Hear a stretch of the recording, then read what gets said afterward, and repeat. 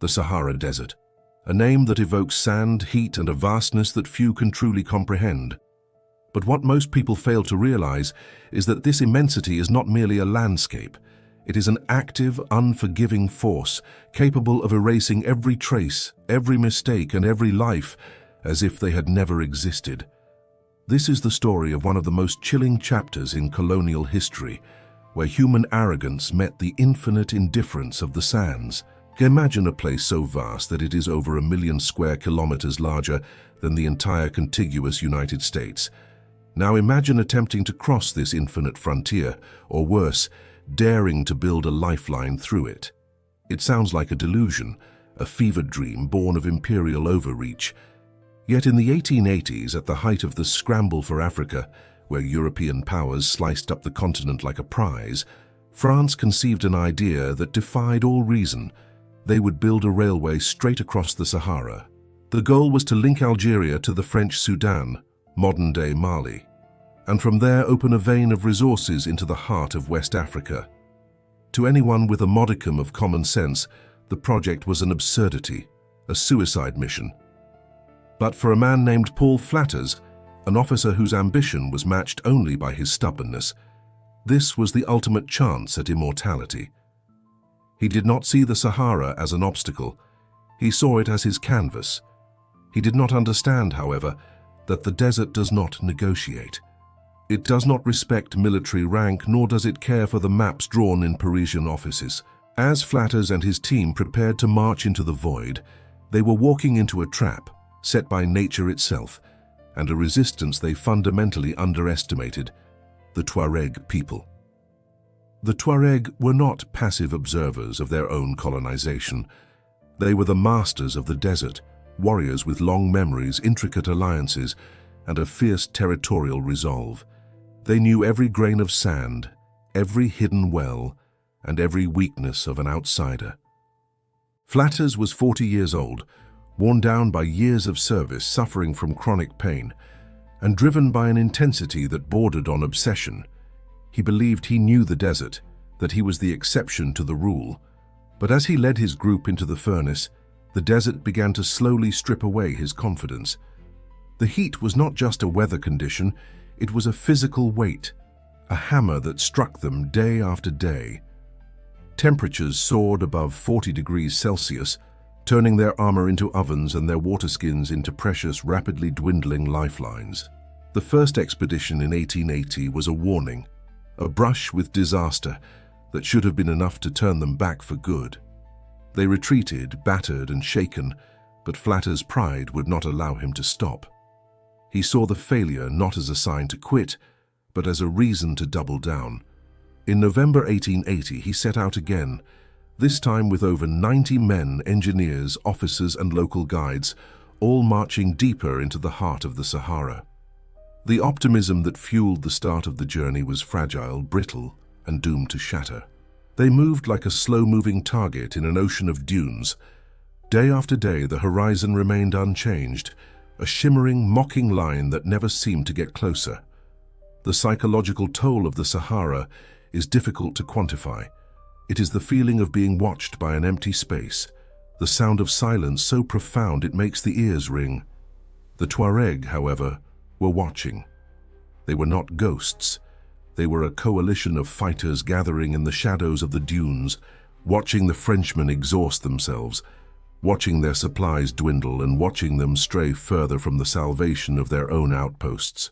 The betrayal began from within. Trusted guides, those who knew the land best, were allegedly feeding the Tuareg updates on the expedition's movements, steering them into the most hostile sectors. The group was led to a watering hole called Bir El Garama, a place that should have been their oasis, but would instead become their graveyard. It was here, in the heart of the desert, that the mask of diplomacy finally fell away. On February 16, 1881, the world erupted into chaos. 600 armed Tuareg fighters emerged from the dunes like a rising tide. Flatters, who had dismissed warnings from his own guides just hours before, was caught completely off guard. The ambush was swift and clinical. Within minutes, the leadership of the expedition was wiped out. Lances and muskets did the work that the desert had been threatening to do for months. The camels, panicked and wild, refused to move, trapping the men in a crossfire. Flatters died, along with most of his officers, leaving the survivors in a state of absolute, paralyzed shock. The horror, however, was only beginning. The remaining 56 men, now stranded in the deepest part of the Sahara, were faced with a choice that defied imagination. Walk 1,500 kilometers back to safety or die where they stood. They were leaderless, their supplies scattered, and their only map was the fading sun. Lieutenant Joseph de Dianous took charge, but it was a command of ghosts. They burned their supplies, not to keep warm, but to ensure that nothing remained for their enemies to salvage. They began the long, agonizing march back, a journey that would strip away their humanity with every mile. The Tuareg followed them, not with a direct assault, but with the cruelty of a predator toying with its prey. They hunted the men's food, stole their animals, and kept them in a state of perpetual, shivering terror. The desert itself began to close in, thirst gnawing at their throats like a dull blade, and hunger turning their minds to mush. By the end of February, the food was gone. The men were reduced to eating anything that could be swallowed: roots, insects, the remnants of leather. Then came the final devastating deception. The Tuareg returned, offering the survivors dates, milk, and fruit. It was a gesture of mercy that turned out to be the final sick punchline. The food had been laced with a toxic plant that caused wild hallucinations, violent panic, and eventual respiratory failure. The men who ate the dates became raving madmen. Some screamed into the void, others ran wildly into the dunes, firing their last rounds of ammunition into the empty air, and some simply collapsed, gasping for air as their lungs burned. Chaos reigned. Guides were captured and executed before the eyes of the group, and a holy man who had traveled with them was killed in a way so gruesome that it was said even the Tuareg fighters were left shaken by the intensity of the violence. The group shattered, breaking into smaller bands that roamed the desert, paranoid, starving, and increasingly suspicious of one another. As men died, the living were too weak to bury them. The unthinkable happened. Starvation broke the last taboo of human behavior. Men who had started as proud officers were reduced to hollowed-out versions of themselves, eating the fallen to stay on their feet for just one more hour of torture. This was not just a military defeat, it was a total collapse of civilization. It was the moment where the Sahara claimed its total victory. The survivors were little more than walking skeletons when they finally stumbled into Ouargla months later.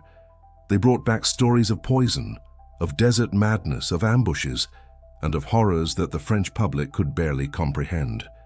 The nation, which had framed its colonial endeavors as noble, civilizing missions, was suddenly confronted with a truth that was visceral, ugly, and devastating. The news of the tragedy sent a shockwave of rage through France. Politicians demanded retaliation, heads of state scrambled for excuses, and the press turned the catastrophe into a rallying cry for revenge. Yet, beneath the anger, there was a deep, gnawing hesitation.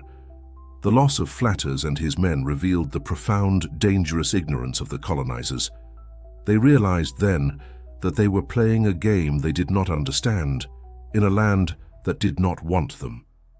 Plans for the Trans-Saharan Railway were shelved, the maps were folded up, and the French military pulled back from the Central Sahara for 2 decades. The scapegoat for the disaster became Henri Duveyrier, the explorer who had romanticized the Tuareg. The public tore his reputation to shreds, calling him naive and responsible for the blood on the sands. The guilt followed him until, years later, he ended his own life, a broken man haunted by the ghosts of the desert. The irony of the entire affair was that the only detailed information the French had about the interior of the Sahara for the next 20 years came from the letters written by the very men they had sent to their deaths. The Sahara is the ultimate equalizer. It does not care about the flags we plant or the borders we try to draw. It is a land of ancient secrets and absolute silence, where the arrogance of the 19th century colonial mind was laid bare by the relentless, shifting dunes. When you look at the history of the Flatters expedition, you are looking at the fragility of human endeavor when faced with a force that existed long before us and will remain long after we are gone. We tend to look at the past and think of it as something fixed, something contained within the pages of a book. But the Sahara is still there. The winds still howl across the Tadamate Plateau, the sun still beats down with the same intensity, and the sands are still shifting, occasionally uncovering the remnants of a history we would rather forget. It is a reminder that there are still places on this planet that defy our control, that reject our presence, and that hold on to their mysteries with an iron grip. What was the true cost of that ambition? It wasn't just the men who died or the money lost or the political fallout. It was the destruction of the idea that the world was there to be conquered. The expedition was a lesson in the dangers of underestimating not just the environment, but the people who define it. It was a moment of profound, painful colonial defeat that France could never spin into something glorious, no matter how hard they tried. Today we look back at these events with the luxury of distance, but the horror of the ordeal remains fresh in the way we view the limits of human endurance. To walk into the desert is to walk away from everything you know. It is to place your life in the hands of a land that does not promise safety, that does not guarantee return, and that asks nothing of you but your absolute submission. The story of Paul Flatters is not merely an old tragedy. It is a permanent, cautionary tale. It is the story of what happens when we mistake our power for wisdom and our ambition for mastery. As the sand covers the past, it also protects it. It hides the secrets of the people who lived there, the battles that were fought in the silence of the night, and the desperate struggles of those who tried to defy the impossible. If you have been moved by the weight of this account, by the stark, terrifying beauty of a struggle against the elements, remember that the story of humanity is often written in the places where we failed. It is in our failures that we see ourselves most clearly. There are many more of these chronicles waiting to be unearthed, secrets that have been buried by the winds of time and the indifference of history. If you are intrigued by the depths of human behavior and the territories where reality defies all imagination, stay with us.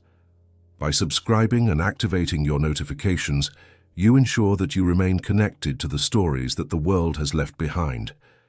The echo of those voices, once lost in the sands, serves as a perpetual reminder that life is a battle, one that is won only by those who understand the limits of their own will.